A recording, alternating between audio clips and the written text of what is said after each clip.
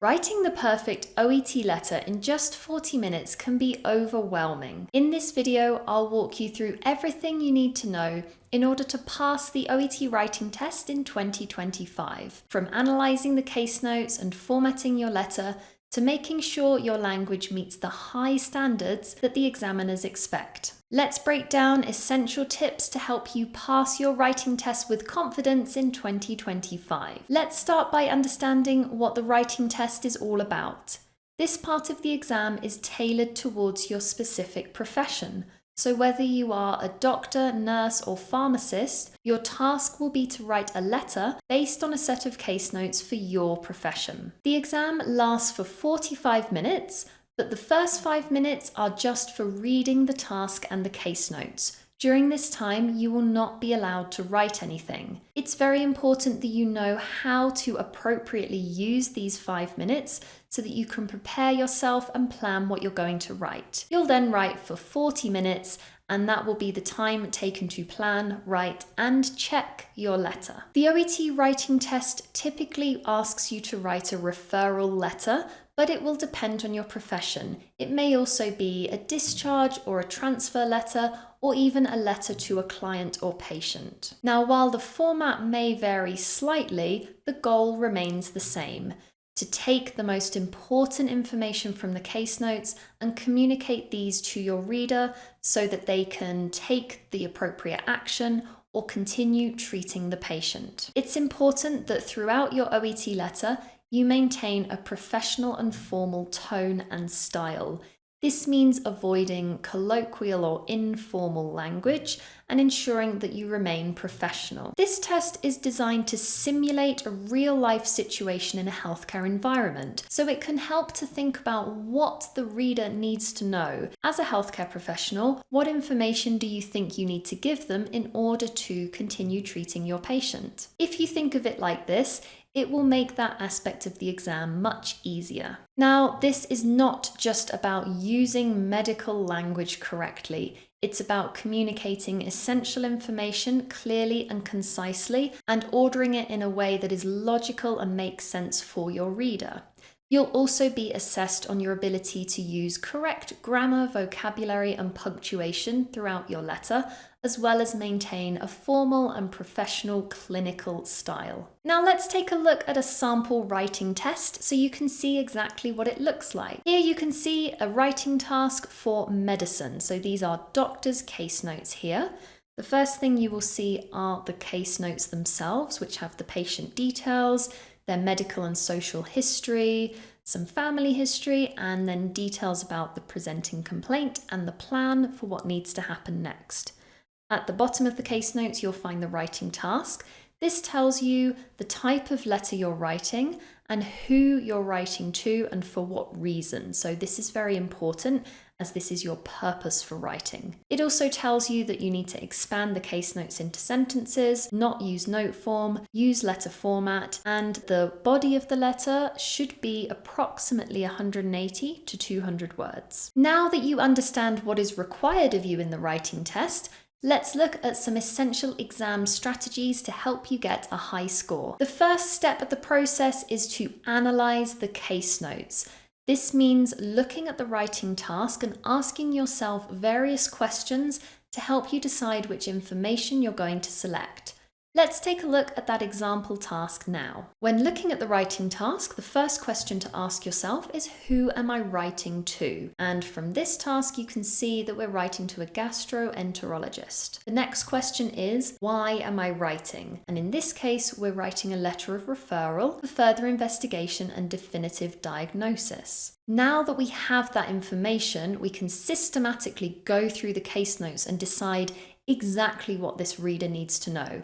What would a gastroenterologist need to know in order to continue caring for this patient and provide a definitive diagnosis? Make sure that you omit any irrelevant information, as you will lose marks for this if you include it in your letter. Only focus on what's important and what the reader needs to know. Now that you have selected the information from the case notes, it's time to plan your letter.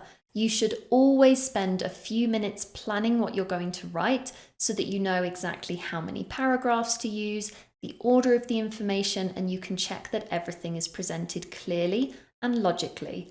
So let's now look at an example plan for this writing task. The very first thing I'm going to write is my introduction, which will always address the purpose, my reason for writing, and we can keep it pretty short here. But as you can see, my reason for writing is to refer this patient. I've put what they were admitted with and what I'm requesting from the reader, which is further investigation and endoscopy. I'm then going to use 3 paragraphs, and you can see that each paragraph in my plan has a very clear focus. In paragraph 1, I'm going to talk about the presenting complaint, the symptoms the patient has been experiencing. In paragraph 2, I'm going to talk about the medical history and any important information that the reader needs to know regarding social or family history. And in paragraph 3, I'm going to make my recommendations and further requests. Now that I've got my plan and I can see that I've included all my information in a nice logical way, it's time to write my letter.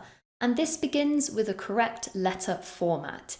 If you don't know how to correctly format a letter, then pay close attention to this piece of information. Here is a model answer for this set of case notes. The very first thing that you will always begin with in your letters is the address of the recipient, which you will find in the writing task. You will then write the date of writing, which is often provided for you in the case notes. You will then put Dear and the name of the recipient. If you have their name, you'll put Dear, for example, Doctor, and their surname, Dr. Roberts. If you don't have their name, you will simply put their profession, for example, Dear Doctor. You will then put a line with the patient's full name and age or date of birth, and then it's time to begin your actual letter. As I said, the first paragraph, the introduction, is always going to address the purpose of the letter, your reason for writing.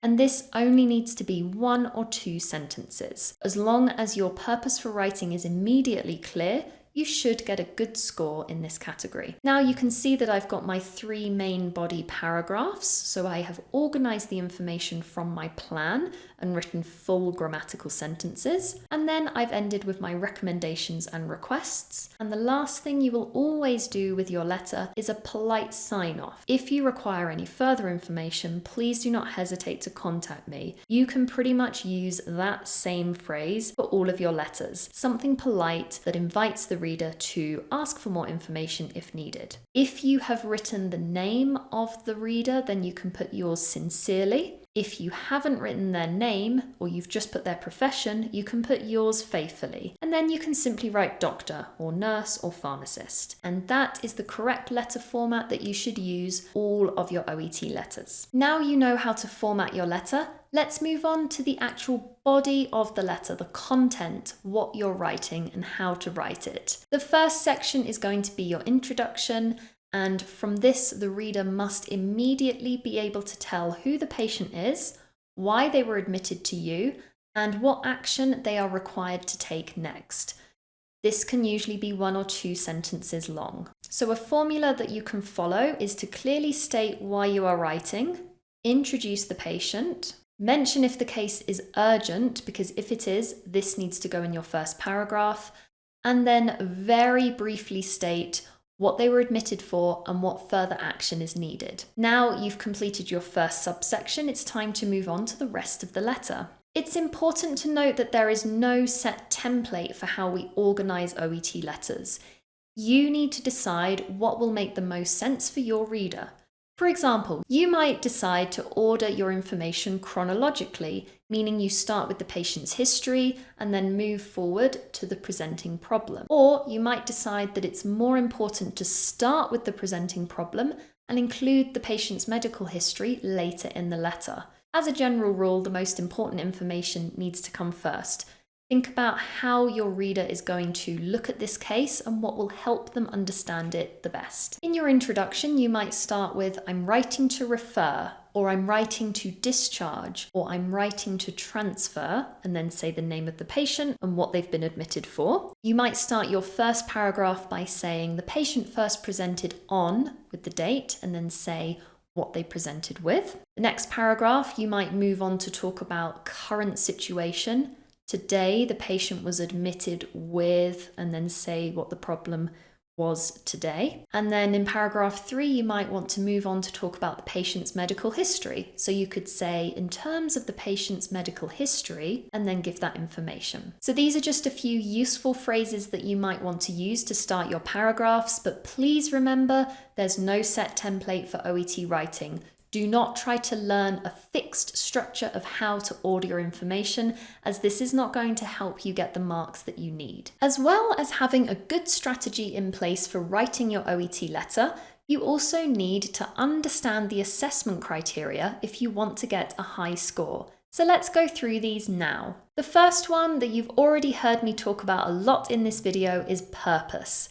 This is marked out of 3. And it assesses your ability to immediately make your reason for writing clear and also sufficiently expand upon that reason for writing in the rest of your letter. So making sure that your reader immediately knows what the problem is and what action they need to take. The next criteria are all scored out of 7, starting with content. This is your ability to select the right information from your case notes and to communicate it accurately. So not making any mistakes in the information that you write to your reader. The next one is conciseness and clarity.